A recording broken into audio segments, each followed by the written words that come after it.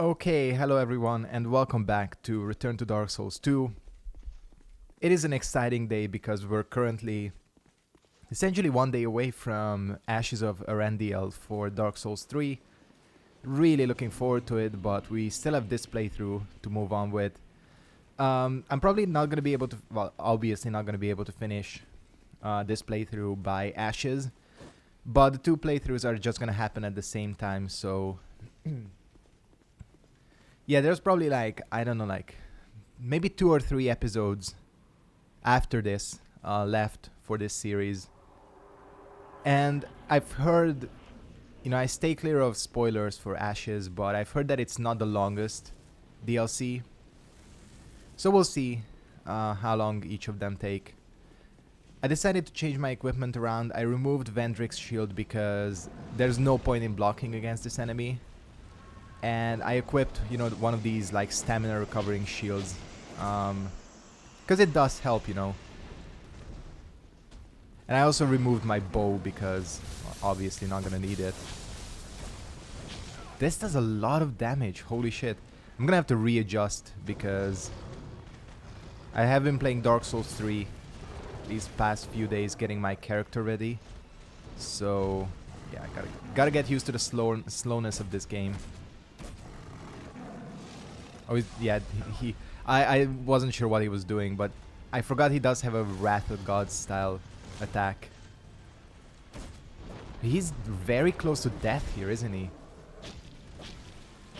This is a ridiculous amount of damage. It's a very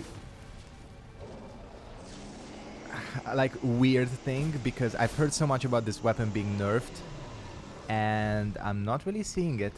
Again, maybe it's different for PvP, but holy shit, that's a lot of souls.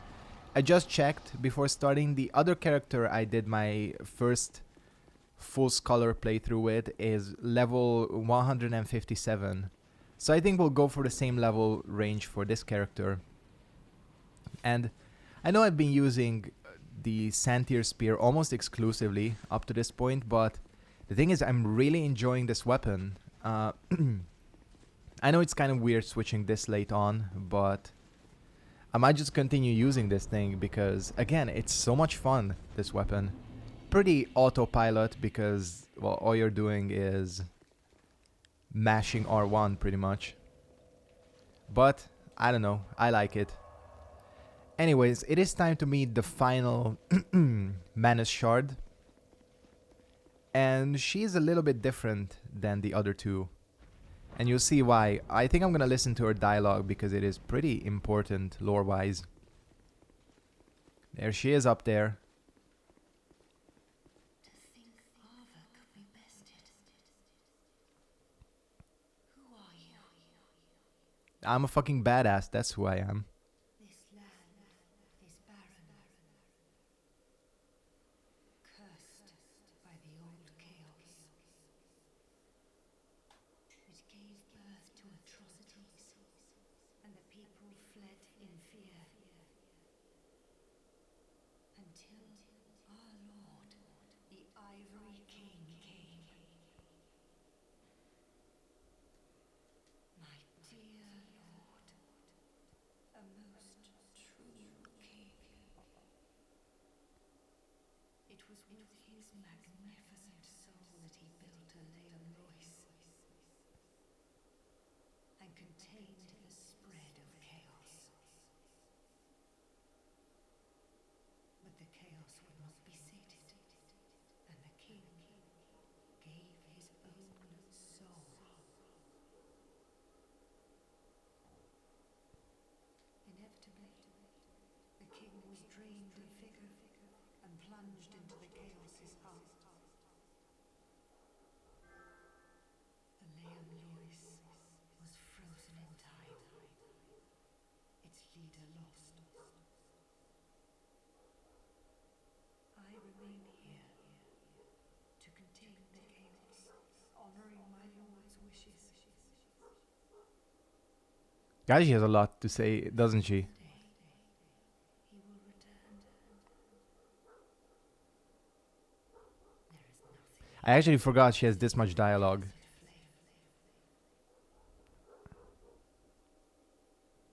Okay, I think that's... My dear lord, Oh, come on. Okay, you know what? We're gonna skip this because she's not that interesting. Not as interesting as I remember. Um, she's basically asking us to free her king. let me open the path to chaos. And please, do all you can.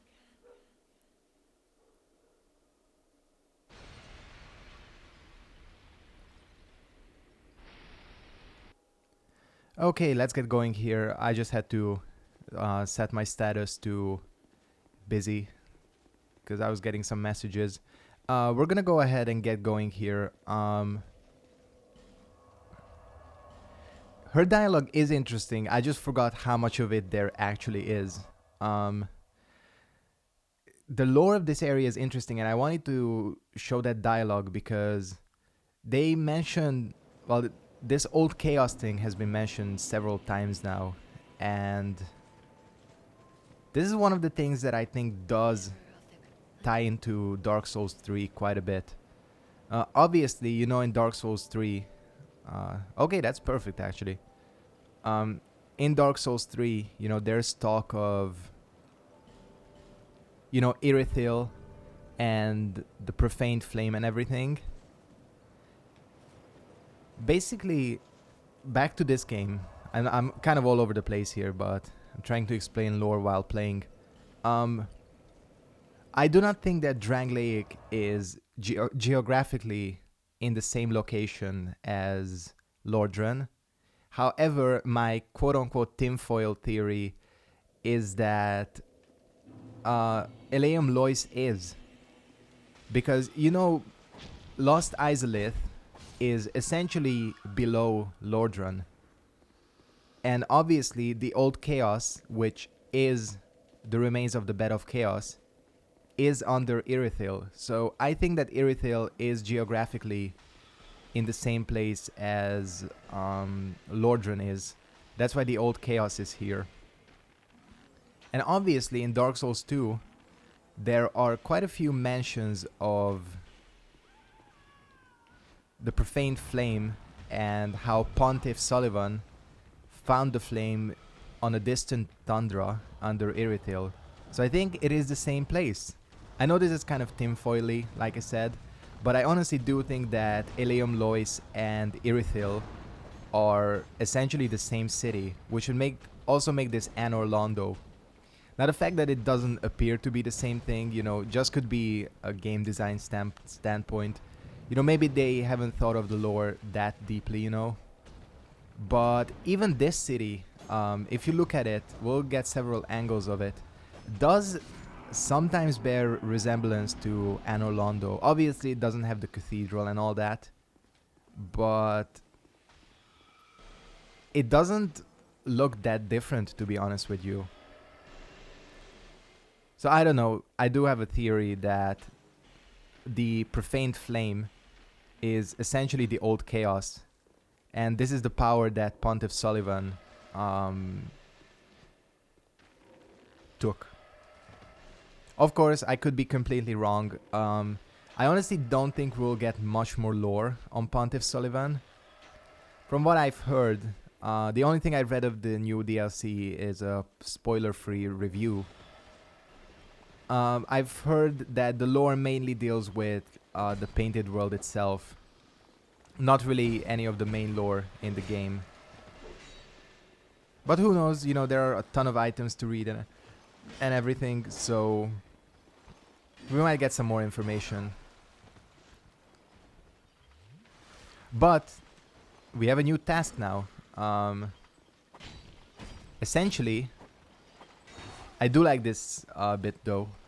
It's essentially, this is a kind of a fetch quest, if you want to call it that. We gotta go around the map and collect all the Lois Knights. Obviously, the frozen wind effect is now gone, so a lot of places that were blocked off by ice and everything are no longer blocked off. So basically, as I said, we gotta go around the map and collect 3 Lois Knights who will actually aid us in the final battle. And I really do like this. One of my favorite aspects from the DLC, because, you know, unless you summon in Dark Souls 2 and basically all the Souls games, unless you summon, you're basically always alone. And I think it's kind of cool that they actually give you some NPC help for a boss fight. What the hell was that? How did that hit me? Again, I think it's kind of a neat thing. Because other than Demon's Souls, you know, where you had, like, what's the guy's name? The Knight? I don't know, I'm completely blanking on his name. The one that turns out to be the son of Alant. You know, they're, like, he's an NPC. But the other Souls games don't really have that. Except here, which is kind of cool. I haven't talked about this gimmick before. You see these golems, they're inactive until you kill an enemy near them. And then the enemy's soul actually goes into the golem and causes him to activate. I'm just gonna ignore that final sorcerer because she's not that much of a threat. And there's no point in activating those golems. And this is the first Lois Knight. They look kind of cool. Their helmet may look weird, and this is a kind of a neat little detail that I saw on the Dark Souls 2 subreddit. Like, that helmet is actually based on a historical design. It is a helmet that was used for, like, jousting. And that's why it has that kind of weird shape, so you can see out of it when you're charging on a horse. So yeah, that is Lois Knight number 1. Obviously, I do know where all these knights are, so it's gonna take me less time to collect them. The first time around, it is possible to kind of get lost. Now, let's think. The next one, we should warp. Yeah, I think here.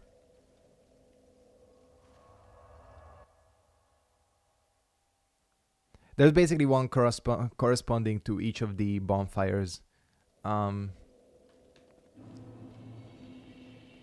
The other thing is, of course, all these, I don't know what to call them. I think they're called retainers, officially. These white-robed enemies, they're all active now. These ones carry daggers, and they will backstab the shit out of you if you're not careful. Let's lure this one down. Obviously, the rapier is making short work of them. Hopefully I have some repair powder stocked, because we might need it in some places. Didn't mean to backstab there, but whatever. God, this weapon is tearing through everything here. Alright, lance.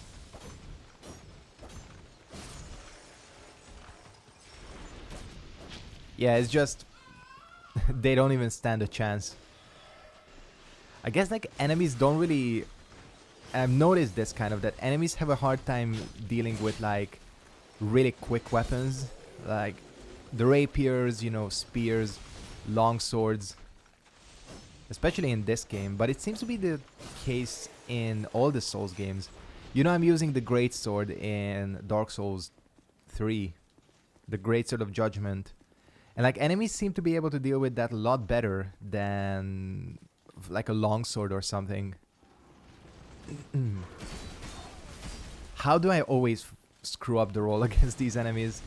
I don't know.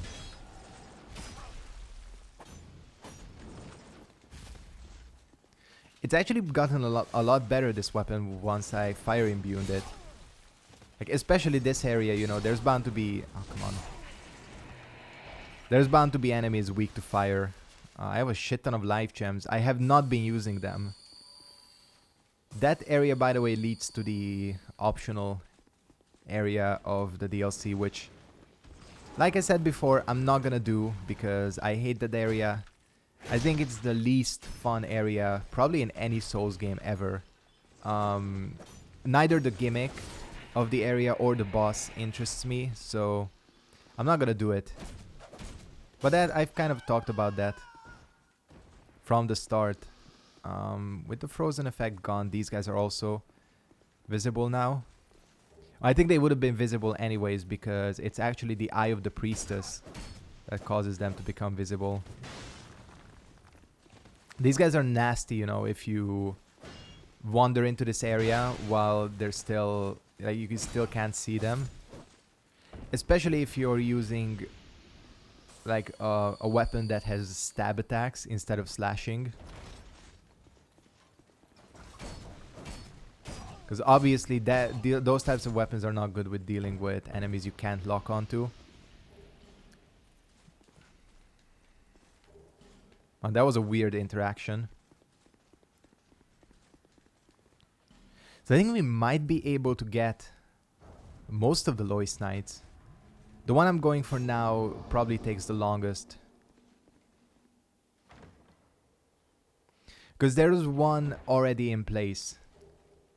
And here you can get Durgo's hat. A very cool piece of equipment. It's like something straight out of Bloodborne. It's basically used for your bow. And I think there is a way, I think, to zoom with it, right? I'm not sure. I know there's a way somehow to use the scope on it, or the eyepiece. But basically this was one of those equipment pieces that dropped off of an NPC that had like a really low drop rate. And they're nice enough to just give it to you in this DLC. So, GG FromSoft.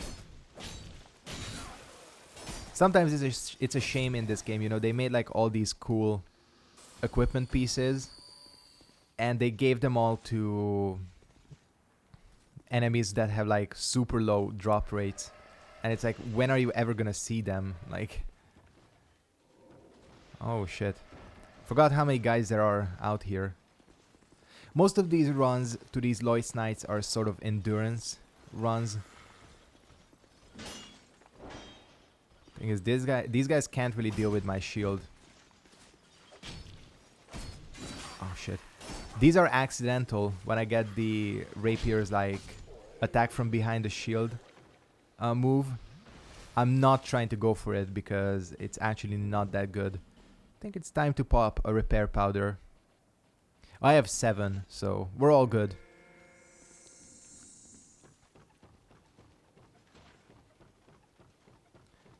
Gonna use it because I don't want to have this weapon break on me. And as you can see, repair powder in this game does not automatically repair your weapon fully.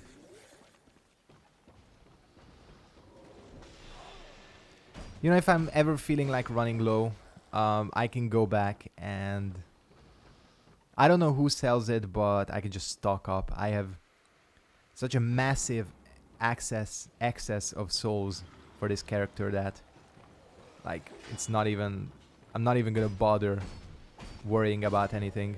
Like, did you see how many consumables I have as well?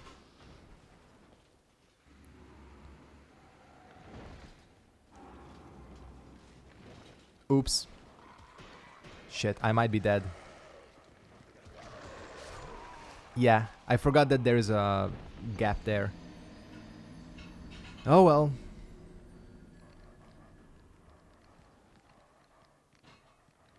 Pretty much the only thing that can really screw me up is those dog enemies. Like, the biggest assholes in any Souls game. I think we can just sprint there, actually.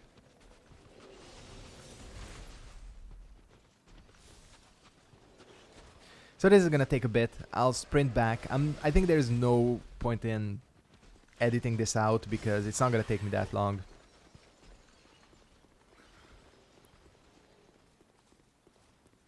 But man, stamina is weird in this game. Again, coming from Dark Souls 3, it's such a big adjustment. Probably the biggest difference between the Souls games. You know, like going from this game to Dark Souls 3. Aside from Bloodborne, of course, but Bloodborne is kind of its own thing. I think you can run past most of these enemies here. That's the one thing that always been kind of I wouldn't say like a blessing and a curse. Don't push me off though. Okay, I think I might be in trouble. Like, you can run past a lot of the enemies in Souls games. And that's good because that's the one thing that allows for speedruns, you know. Oh man, Estus is so slow in this game. Okay, you know what? I think I'm gonna start editing.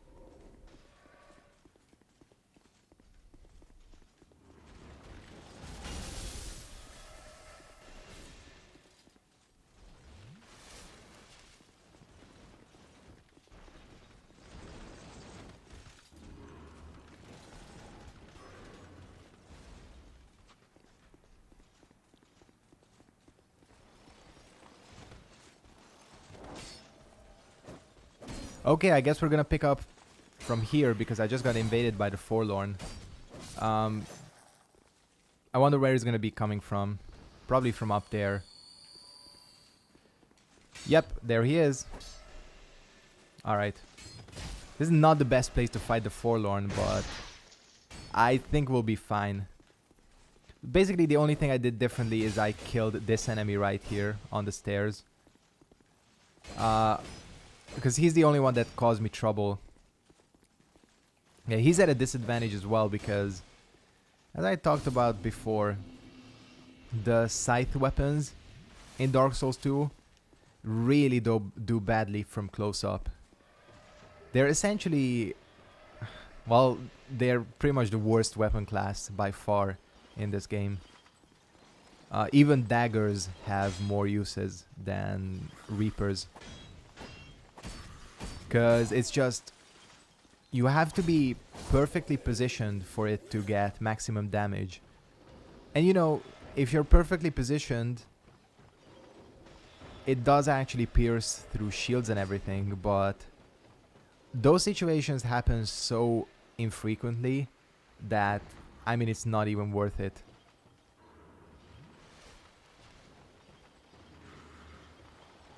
So it's kind of a shame that those weapons are screwed up. Essentially, the problem is that if you hit with anything but the blade, you deal like very minimal damage, which makes sense, you know, from a like realistic standpoint. Because obviously, if you hit someone with the handle of a scythe, you're not gonna damage them. But from a gameplay standpoint, it's not the best.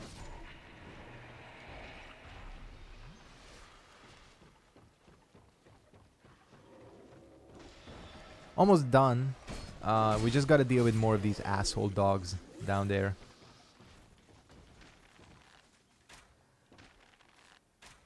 I'll try sniping as many as I can. But the problem is there are like 5 of them around the corner, so...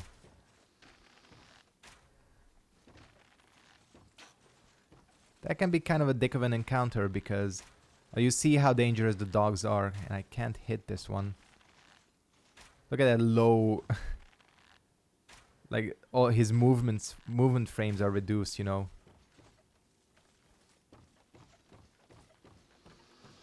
Alright, so what I'm gonna do is go in there and kill those 3.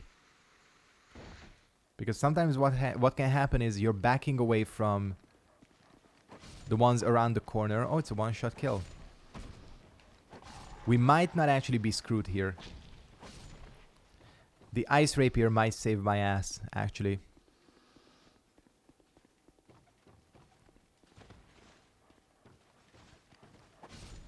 At least I think there are several here. Seem to remember that. Or maybe I'm wrong. Okay. This is a shortcut. We won't need just yet. There is gonna be an NPC. Well, actually, I should have triggered that, shouldn't I? Actually, we can still do it. Like, that NPC will wait for us, no problem. Castaway Witch Donna can be kind of a problem sometimes. Not a huge one. She uses dark spells. And you know that dark bead can hit you and screw you up. If all the orbs, you know, hit you from close. Interesting, she only uses spells, which... Oh, well, maybe she's not gonna be too much... Like, see there? That's why that did so much damage. Man, like, the Ice Rapier is unstoppable.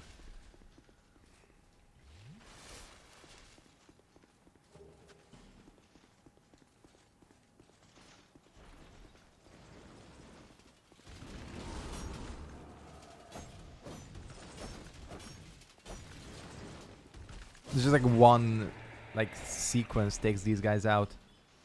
But yeah, see, this is what I'm talking about. If you look there, you know, like you gotta admit that the architecture of this place is pretty similar to Anor Londo.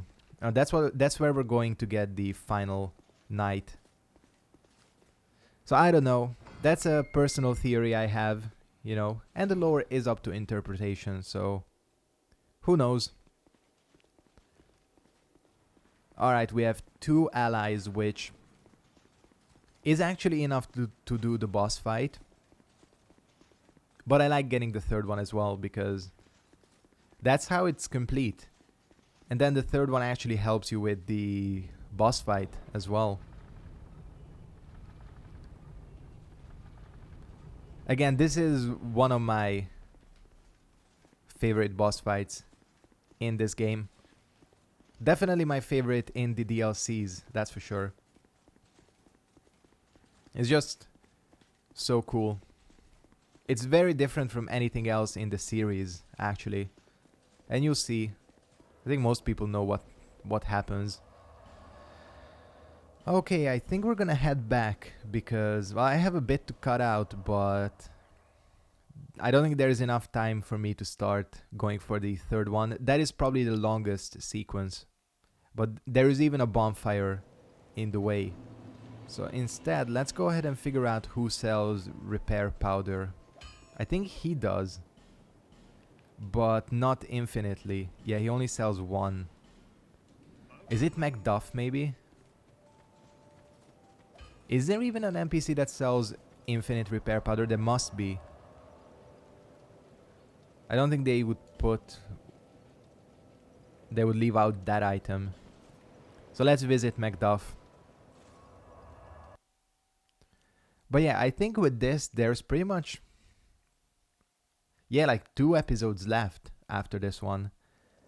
And of course, as mentioned many times, Ashes is gonna be starting tomorrow. Yeah. Oh, he only sells 1 as well.